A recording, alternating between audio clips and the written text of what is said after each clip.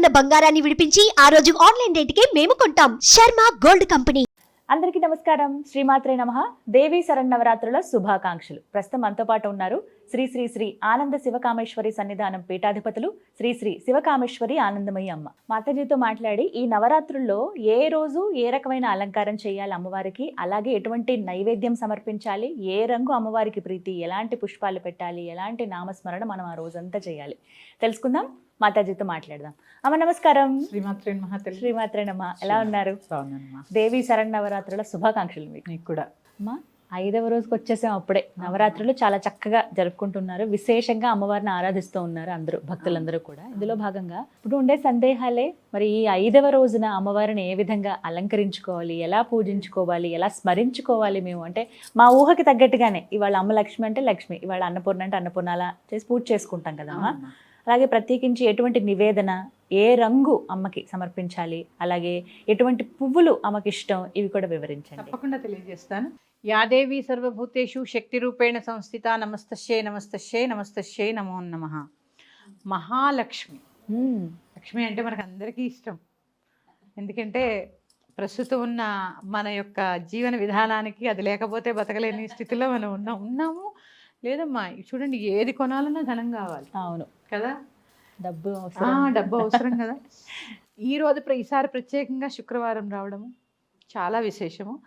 ఇక ఈ మహాలక్ష్మి అవతారానికి వచ్చేసరికి ఈ మహాలక్ష్మి యొక్క విశేషత, అసలు ఈ నవరాత్రులు మనం ఎందుకు జరుపుకుంటున్నాము అనే దాని మీద కొద్దిగా చెప్పుకుని తర్వాత మనం ఒక శ్లోకం చెప్పుకుందాం. తప్పకుండా.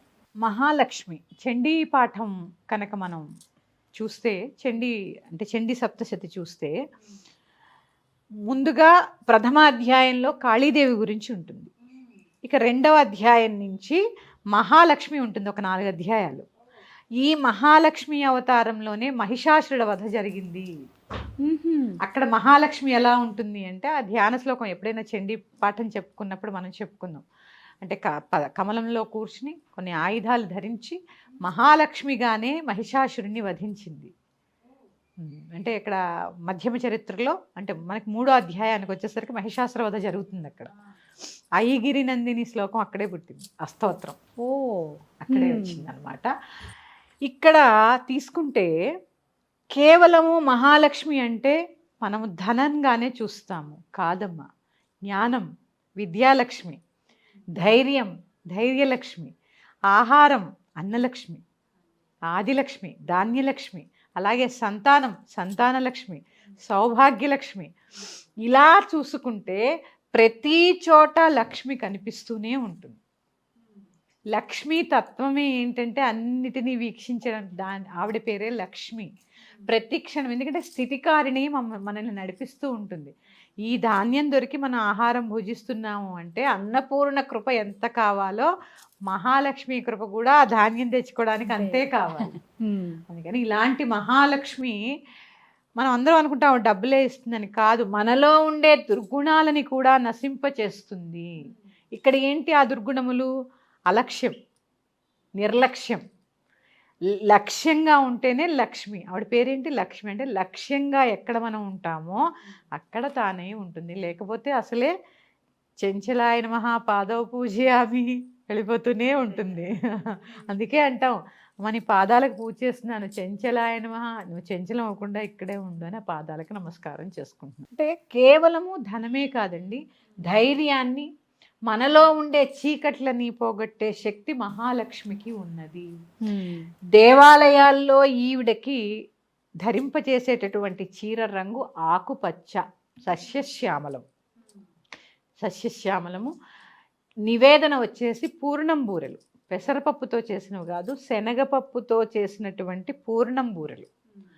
ఇక మహాలక్ష్మి దగ్గరగా వచ్చేసరికి అలా విశేషమైన నివేదనలు చేస్తూనే ఉంటారు భక్తులందరూ. తీపి, మధురం ప్రధానం, కానీ పూర్ణం బూరెలు చాలా ప్రధానం.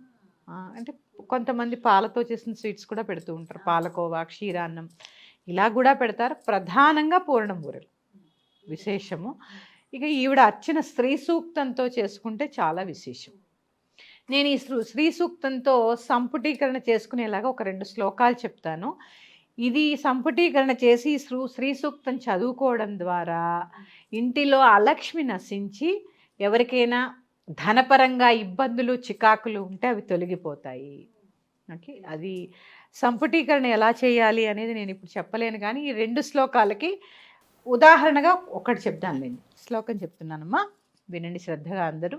దుర్గే స్మృతా హరసి భీతిమశేష జంతో స్వస్థై స్మృతా మతిమతీవ శుభాన్ దదాసి దారిద్ర్య దుఃఖ భయహారిణి కాత్వదన్యా సర్వోపకారకరణాయ సదార్ద్రచిత్త. ఈ శ్లోకంతో శ్రీ సూక్తాన్ని సంపుటీకరణ చేసుకుంటూ అమ్మవారికి కుంకుమార్చన చేయడం ద్వారా మనకు ఉండేటటువంటి ఆర్థిక ఇబ్బందులు తొలగిపోతాయి. సంపుటీకరణ అంటే ఎట్లా? ఇది ఖచ్చితంగా చేయాలి అంటే చెయ్యగలిగిన వాళ్ళు, లేదా ఈ 2 శ్లోకాలతో కూడా చేసుకోవచ్చమ్మా. లేదు ఈ 2 శ్లోకాలు మేము చదువుకోలేము అంటే ఉత్తి శ్రీ సూక్తంతో కూడా ఆ రోజు ఖచ్చితంగా శ్రీ సూక్తంతో అభిషేకం కానీ అర్చన కానీ జరగాలి. కనీసం వింటూ అయినా చేసుకోవచ్చమ్మా, అందరికీ చదవడం రాదు కదా, పఠించలేము అనుకున్న వాళ్ళు వింటూ కూడా చేసుకోవచ్చు. నేను అంటే చేసుకునే వారికి ఒక్క లైన్ నేను సంపుటీకరణ చేసి చూపిస్తాను. దుర్గే స్మృతా హరసి భీతిమశేష జంతో స్వస్థై స్మృతా మతిమతీవ శుభాన్ దదాసి హిరణ్యవర్ణాం హరిణీం సువర్ణరజతస్రజాం చంద్రాం హిరణ్మయీం లక్ష్మీం జాతవేదో మహావహ దారిద్ర్య దుఃఖ భయహారిణి కాత్వదన్యా సర్వోపకారకరణాయ సదార్ధచిత్త. ఇలా ఒక్కొక్క స్టాంజాకి అంటే ఒక్కొక్క రుక్ అంటారు దాన్ని, వేదం కదా, పైన కింద ఈ శ్లోకము కొంచెంగా కష్టమైన చక్కగా 1కి 10 సార్లు సమయం ఉంది కాబట్టి విని పూజలో కాకపోయినా కూర్చుని ఆవిడ దగ్గర పారాయణ చేసేటటువంటి అవకాశం ఉంటే ఖచ్చితంగా చేసుకోండి. తప్పకుండా. లక్ష్మీ అమ్మవారికి ఎలాంటి పుష్పాలు ఇష్టమమ్మా? అమ్మవారికి కమలములు, తర్వాత చామంతులు, గులాబీ, సెంటెడ్ గులాబీ దొరుకుతాయి మనకి. అంటే ఇక్కడ పచ్చకర్పూరం ఒకటి చాలా విశేషంగా వాడడం అనేది చాలా ముఖ్యము. తర్వాత కమలం, అమ్మవారికి కమలము, అలాగే అలంకరించినటువంటి ఏనుగులు అమ్మవారి అలంకరణలో చేస్తూ ఉంటారు కదా. అవును, ఖచ్చితంగా పెడుతూ ఉంటారు. నేను చూపిస్తాను అవి ఎలా ఉండాలో. అంటే ఇలాంటి ఏనుగులు అంటే అలంకరణ మీకు దేవాలయాల్లో పెడతారు. మామూలుగా కూడా అమ్మ ఇంట్లో ఇలాంటి ఏనుగులు అటు ఇటు మధ్యలో లక్ష్మీదేవిని ఉంచుకోవడం వల్ల కొంచెం ఆర్థిక ఇబ్బందులు అనేవి, ఆర్థిక చికాకులు అనేవి ఉండవు. అంటే ఇంత కాకపోయినా చిన్నగా, అంటే మేమంటే ఎక్కువ పూజల్లో ఉంటాం కాబట్టి పర్వాలేదు, చిన్నవి మాత్రం పెట్టుకునే ప్రయత్నం చేయాలి. ఇలా తొండం పైకెత్తి ఉండాలి. ఎందుకంటే మనకి లలితా సహస్రనామాల్లో కూడా మనకి చెప్పడం జరిగింది, సంపత్కరీ సమారూఢ సింధుర వ్రజ సేవిత. అంటే ఇక్కడ ఏంటి అంటే సంపత్కరీ దేవత, సింధురము అంటే ఏనుగుల గుంపు, వ్రజము అంటే ఏనుగుల గుంపు అనమాట. సింధురము అంటే ఏనుగు, వ్రజము అంటే గుంపు. సంపత్కరీ దేవత ఏనుగుల గుంపుతో వస్తుంది. అంటే సంపద కావాలి అంటే ఏనుగులతో వచ్చే లక్ష్మిని మనం ఆహ్వానించాలి. అందుకని విశేషంగా చక్కగా ఈ శ్రీ సూక్తాన్ని పారాయణ చేయడానికి ప్రయత్నం చేయండి. సాయంత్రం కూడా అర్చన చేయాలి.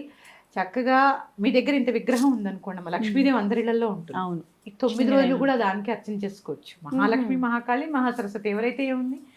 ఈ రోజు విశేషంగా పచ్చకర్పూరం కలిపినటువంటి నీటితో, ఇప్పుడు నేను చెప్పాను కదా శ్లోకాలు, వాటిని శ్రీ సూక్తానికి సంపుటీకరణ చేస్తూ అభిషేకం చేసి ఆ నీటిని ఇల్లంతా ప్రోక్షణ చేయండి. అన్ని మూలలు, ఎలాంటి అలక్ష్మి ఉన్నా వెళ్ళిపోతుంది ఇంట్లోంచి.